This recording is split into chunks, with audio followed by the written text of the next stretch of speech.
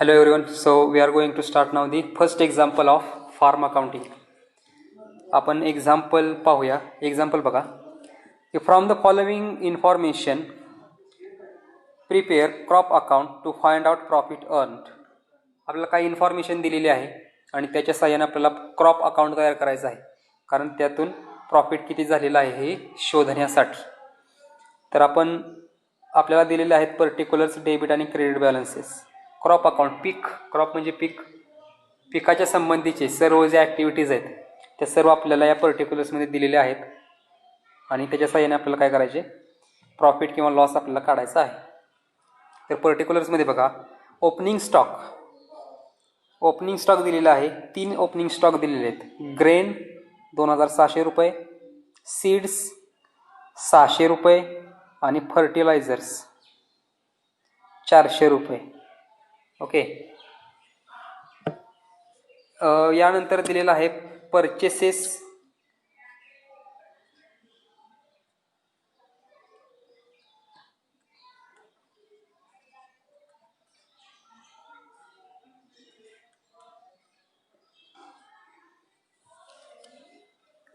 Opening स्टॉकमध्ये काय दिले, ग्रेन, सीड्स अँड फर्टिलायझर्स.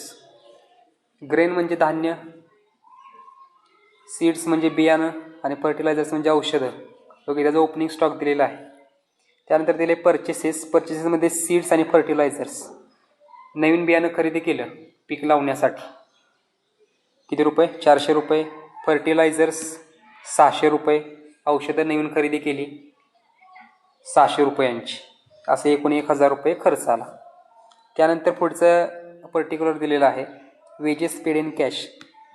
पिका वाढवण्यासाठी किंवा तण काढण्यासाठी असेल, काय केलं, मजूर बोलवले आणि त्यांना वेजेस दिलेले आहेत इन कॅश, पैशाच्या स्वरूपामध्ये 3500 रुपये. त्यानंतर wages paid in kind by giving grain. Wages कॅशच्या स्वरूपामध्ये जर दिलेत त्याच पद्धतीनं वेजेस हे ग्रेनच्या स्वरूपामध्ये म्हणजे धान्याच्या स्वरूपामध्ये सुद्धा मजुरांना मजुरी दिलेली आहे. ती आहे 2500 रुपयांची. त्यानंतर आहे सेल ऑफ ग्रेन. धान्य जे उत्पादित झालं त्याची विक्री केली आणि 25400 रुपये मिळाले. त्यानंतर पुढे दिले grain consumed by the owner. Grain जे आहे, धान्य जे आहे, जे पिकलेलं आहे शेतीमध्ये, ते काय केलं, कन्झ्युम केलं ओनरनी, म्हणजे त्या शेतकऱ्यानं काय केलं असेल, ते धान्य स्वतःसाठी वापरलं 600 रुपयांचं. त्यानंतर आहे ग्रेन कन्झ्युम्ड बाय लाईव्हस्टॉक सेक्शन. काही लाईव्हस्टॉक म्हणजे काय तर पशुपालन किंवा पाळीव प्राणी, त्यांच्यासाठी लाईव्हस्टॉकसाठी काही धान्य वापरलं गेलं. ओके, ते आहे 2400 रुपये. म्हणजे धान्याचा वापर काय केला, प्राण्यांसाठी, प्राण्यांना खाद्य म्हणून केला. 2400 रुपये त्याचा खर्च आला. त्यानंतर आहे depreciation on farm machinery. Farm machinery असेल शेतीमध्ये, ट्रॅक्टर असेल किंवा इतर काही मशिनरी असेल, त्याचं डेप्रिसिएशन दिलेलं आहे 1000 रुपये. त्यानंतर आहे repair and maintenance of farm machinery. Farm machinery जे आहेत त्याचं रिपेअर्स आणि मेंटेनन्सचा खर्च आलेला आहे 2000 रुपये. आणि शेवटी दिलेला आहे क्लोजिंग स्टॉक. ग्रेन राहिलेले आहे त्याचा स्टॉक, धान्याचा स्टॉक आहे 2000 रुपयांचा. सीड्स बियाणं आहे 400 रुपये आणि फर्टिलायझर्स औषधे आहेत 600 रुपये. असं एकूण 3000 रुपयांचा स्टॉक आहे. हे आपल्याला पर्टिक्युलर्स दिलेले आहेत आणि त्याच्या साहाय्याने आपल्याला काढायचे क्रॉप अकाउंट. बरोबर, म्हणजे क्रॉपशी संबंधित, पिकाशी संबंधित सर्व आयटम्स, कोणकोणता खर्च येतो किंवा काय काय खरेदी करावं लागतं, विक्री कशी केली जाते, या संबंधीचे सर्व पर्टिक्युलर्स हे आपल्याला दिलेले आहेत आणि त्याच्या साहाय्याने आपल्याला प्रॉफिट किंवा लॉस झालेला आहे त्या विशिष्ट कालावधीमध्ये ते आपल्याला शोधून काढायचं आहे. तर आपण काय तयार करायचं आहे, क्रॉप अकाउंट आपण तयार करूया. क्रॉप अकाउंट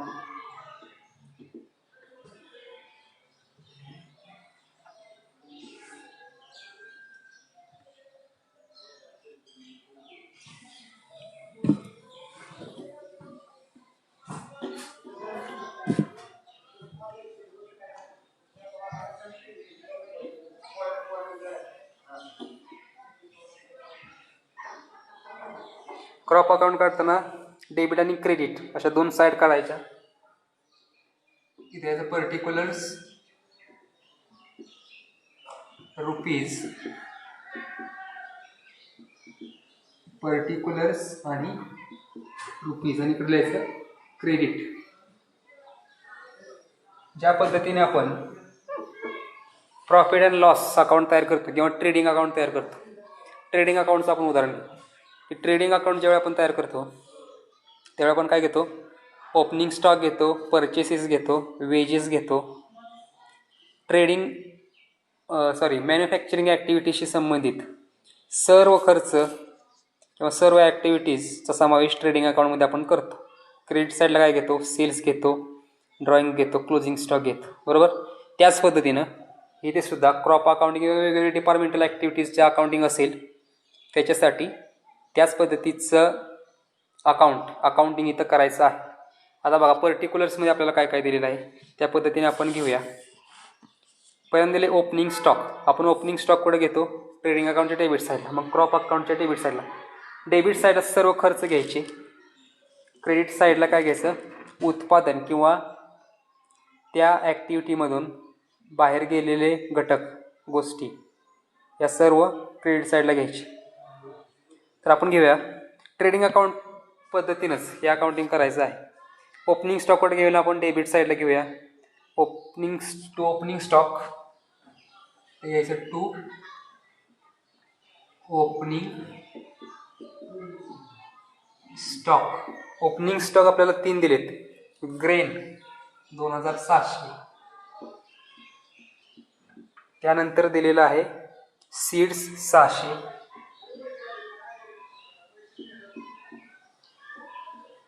फर्टिलायझर्स दिलेले आहेत 400 रुपये,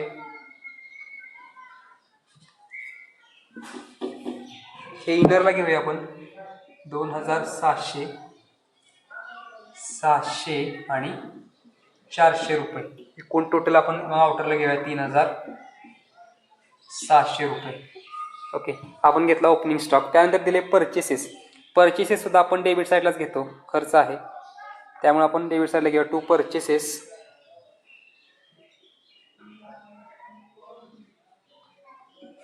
पहिल्यांदा आहे सीड्स दिलेत 400 रुपये, इनरला घेऊ. त्यानंतर दिले फर्टिलायझर्स,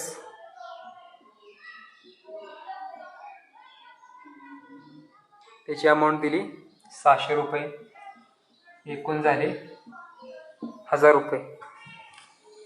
त्यानंतर दिलेलं आहे वेजेस पेड इन कॅश आणि त्याच्याखाली दिलेलं आहे वेजेस पेड इन काइंड. वस्तूच्या स्वरूपामध्ये आणि कॅशच्या स्वरूपामध्ये वेजेस पेड केलेले आहेत. ते दोन्ही एकत्र घेऊया आपण. वेजेस या हेडिंग खाली टू वेजेस, इथे घ्यायचं पहिल्यांदा कॅशच्या स्वरूपामध्ये किती वेजेस पेड केलेत तर 3500.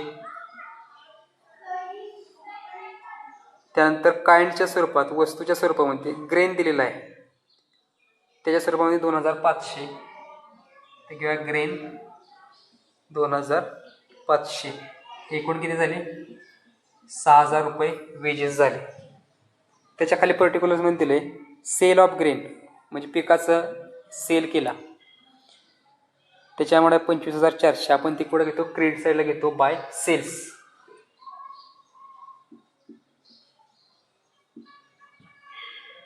सेल्स ऑफ ग्रेन किती आहे 25400. सेल ऑफ ग्रेन 25400 रुपये. त्यानंतर खाली दिले grain consumed by the owner. त्या मालकाने काय केले तर धान्य स्वतःसाठी वापरलं, मग ते काय आहे ड्रॉइंग आपण कुठे घेतो क्रेडिट साईडला, बरोबर. मग आपण इथे घ्यायचं bye drawings.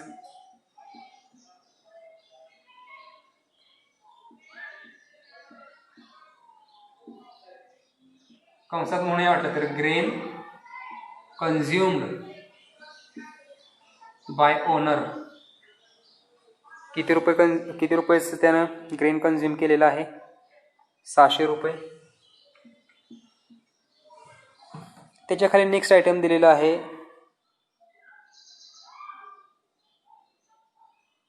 Grain consumed bye लाईव्हस्टॉकनं काय केले, ग्रेन कन्झ्युम केलेलं आहे. म्हणजे शेतकऱ्यांनी लाईव्हस्टॉक म्हणजे पशुपालन जे केलं आहे त्यांच्यासाठी त्या धान्याचा वापर केला. मग ते लाईव्हस्टॉक अकाउंटला ती अमाऊंट जाते. ज्यावेळी आपण लाईव्हस्टॉकचा अकाउंट निर्माण करू म्हणजे पशुपालनासंबंधीचे सर्व खर्च आणि सर्व उत्पन्न हे लाईव्हस्टॉक अकाउंटला घेतले जातात. त्याच्यावेळी त्या पशूंनी जेवढं धान्य कन्झ्युम केलं असेल ते सुद्धा आपण त्या अकाउंटच्या डेबिट साईडला घेतो. मग ते जातं लाईव्हस्टॉक अकाउंटला. त्यामुळे आपण काय म्हणूया, बाय लाईव्हस्टॉक अकाउंट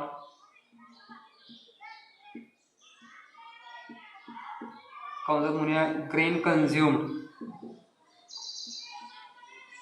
किती रुपये, 2400 रुपये.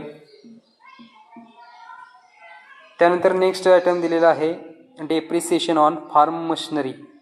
हा खर्च आहे, त्यामुळे थोडं आपण डेबिट साईडला घ्यायचा. To depreciation on farm machinery amount दिलेली आहे 1000 रुपये.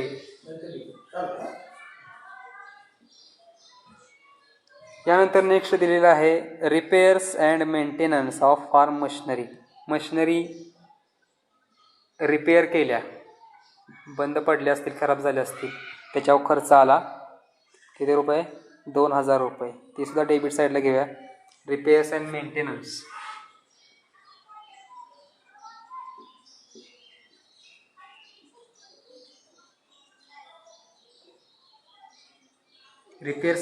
मेंटेनन्स ऑफ मशिनरीवर किती रुपये खर्च आलेला आहे, 2000 रुपये. ते सुद्धा घेतलं आपण. त्यानंतर नेक्स्ट दिलेला आहे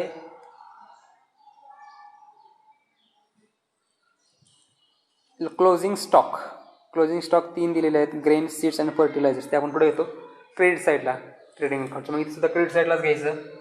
बाय क्लोजिंग स्टॉक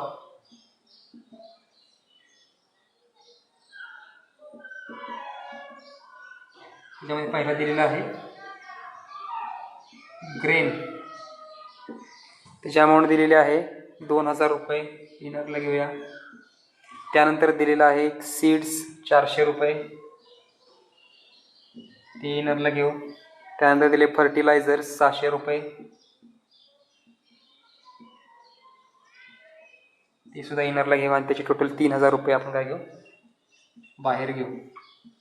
या पद्धतीने आपण पर्टिक्युलर्समधल्या सर्व अमाऊंट्स या काय केल्या, घेतलेल्या आहेत. आणि आपल्याला काय ॲडजस्टमेंट वगैरे काय दिलेले नाहीत, त्यामुळं त्याचा काही संबंध येत नाही. याच्यावरच आपण काय करूया, अकाउंट क्लोज करूया. इकडे किती आहेत, 25400 प्लस 600 26,000 झाले. 26,000 मध्ये 2400 28,400 झाले. 28,400 मध्ये 3000 ॲड केले.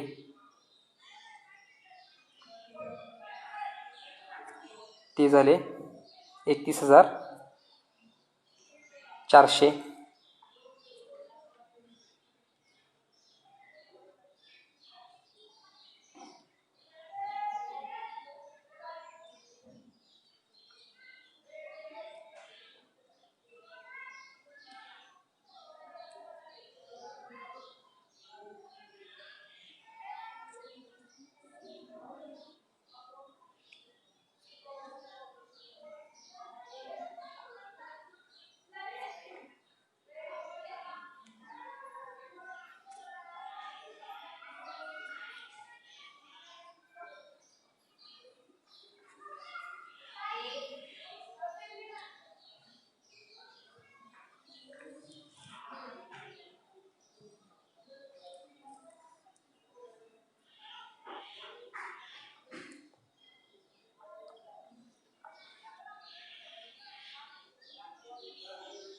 इथं आणखी एक अमाऊंट घेतलेली आहे क्रेडिट साईडला, बाय वेजेस 2500 रुपये. आता ती जी अमाऊंट आहे ती घेतलेली आहे in the form of grain per Contra.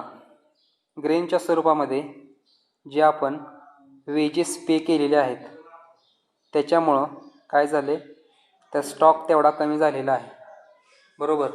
आणि त्याच्यामुळं तीसुद्धा अमाऊंट क्रेडिट साईडला घेतलेली आहे 2500 रुपये. आणि अशी टोटल मग केलेली आहे 33,900.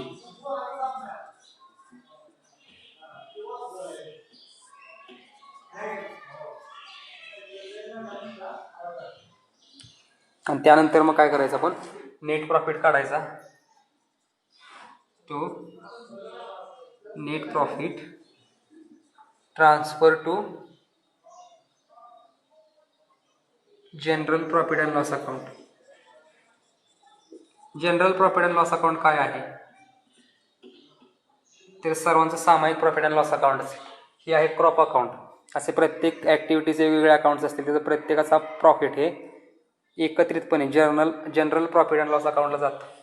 त्यामुळे आपण म्हटलं आहे profit transfer to general profit and loss account.